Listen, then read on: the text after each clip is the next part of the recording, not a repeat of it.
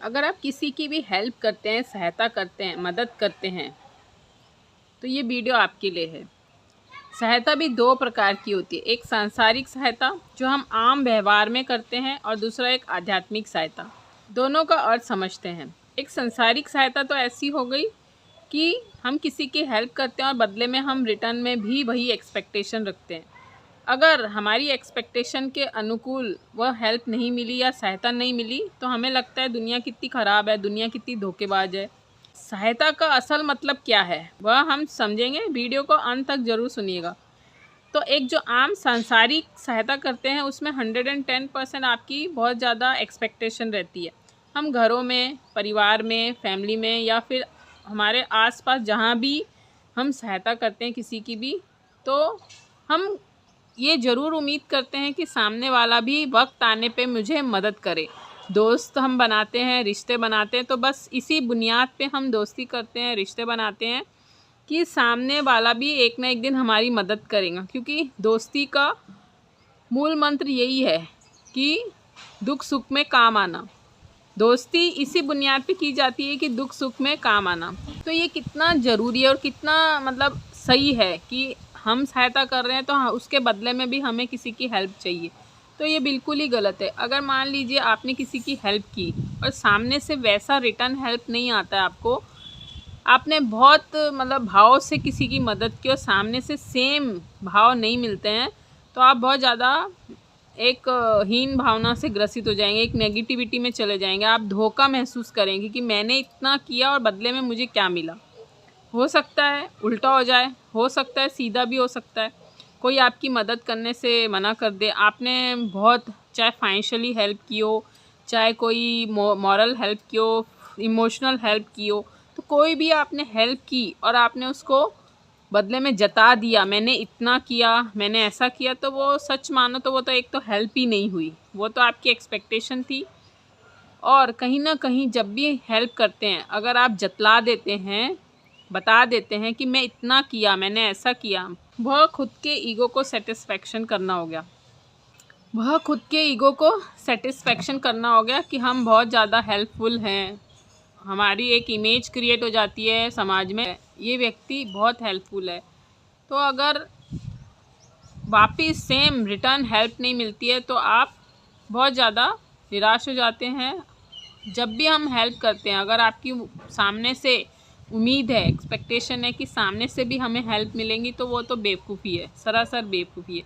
लेकिन असल में हेल्प क्या होती है वह समझना ज़रूरी है। हेल्प अगर आप निस्वार्थ भाव से, अगर आप किसी की सहायता निस्वार्थ भाव से, निरपेक्षित, बिना कोई एक्सपेक्टेशन के भाव से, बिना कोई उम्मीद के भाव से अगर किसी की मदद करते हैं, यकीन मानिए कि जब भी आपको ज़रूरत होगी, जब भी आपको ज़रूरत होगी तो नेचर आपको स्वयं वो हेल्प प्रोवाइड कर देगा। अगर आप किसी के काम आते हैं, जब भी ज़रूरत पड़ती है, तो निस्वार्थ भाव से उससे कुछ भी डिमांड किए बिना अगर आपकी उसको हेल्प कर देते हैं और फिर भूल जाते हैं। एक तो होता है हेल्प करना और हमेशा याद रहना, और हमेशा याद रखना और हमेशा जताते रहना, बताते रहना कि मैंने इतना किया, मैंने ऐसा किया और मेरे वक्त पे वो काम नहीं आया। अगर आप ऐसा करते हैं तो ये तो इस हेल्प करने का कोई मतलब नहीं होता। इस हेल्प से आपको दुख के अलावा कुछ भी नहीं मिलेगा। लेकिन अगर आप निस्वार्थ भाव से किसी की मदद करते हैं, जहाँ आपको कुछ भी पाने की आकांक्षा, रत्ती भर भी पाने की कोई आकांक्षा नहीं बचती, साथ में कोई धन्यवाद का भी लोभ नहीं बचता। एक तो होता हेल्प चीज़ों के थ्रू करते हैं, कोई दे रहे हैं, गिफ्ट दे रहे हैं, मनी की हेल्प हो गई या कोई भी चीज़, तो एटलीस्ट सामने वाला ये तो एटलीस्ट देने वाला ये उम्मीद ज़रूर करता है कि एटलीस्ट धन्यवाद ही दे दे। और अगर मान लीजिए सामने वाले ने धन्यवाद भी नहीं किया तो और ज़्यादा दिक्कत हो जाती है। तो दुनिया में बिना बताए, बिना जतलाए किसी की सहायता करना बहुत परोपकारी काम है। अगर आप इस बात को जहन में समझते हैं तो आप यकीन मानिए, बस इतना विश्वास रखिए कि ईश्वर ने उसकी हेल्प के लिए आपको भेजा है। तो जब भी आपको ज़रूरत होगी, भले वही सेम पर्सन आपकी हेल्प ना करे, लेकिन ईश्वर ऐसी व्यवस्था कर देगा, किसी न किसी के माध्यम से आपको वो हेल्प पहुंच जाएंगी। अगर आप साधना या स्पिरिचुअल अवेकनिंग में आ गए हैं तो ये बात आपको जहन में समझ गई है तो किसी की भी सहायता करते वक्त आप ये मत सोचिए कि वह भविष्य में आपके काम आएगा। वह सहायता करके, हेल्प करके पूरी तरीके से भूल जाइए, क्योंकि यही आशा का भाव, अगर आपने उम्मीद कर ली कि वापस मुझे भी हेल्प मिले, तो यही असल में दुख का कारण बनता है। आप जो भी कर रहे हैं इस दुनिया में कुछ भी ऐसा नहीं है कि निरर्थक है, कोई मतलब ही नहीं है। आत्मा से कुछ भी छिपा नहीं है। दूसरों की हेल्प करके ना जतलाइए, दूसरों की हेल्प करके ना बतलाइए ना जतलाइए, करके शांति से गुजर जाइए। बस इतना विश्वास रखिए कि ईश्वर ने उसकी सहायता को आपको भेजा है, तो निश्चित ही जब आपको ज़रूरत होगी, जब आपको आवश्यकता होगी, तो ज़रूर किसी न किसी को ज़रूर ईश्वर भेजेगा। इसलिए सोच समझ के किसी की हेल्प ना करें।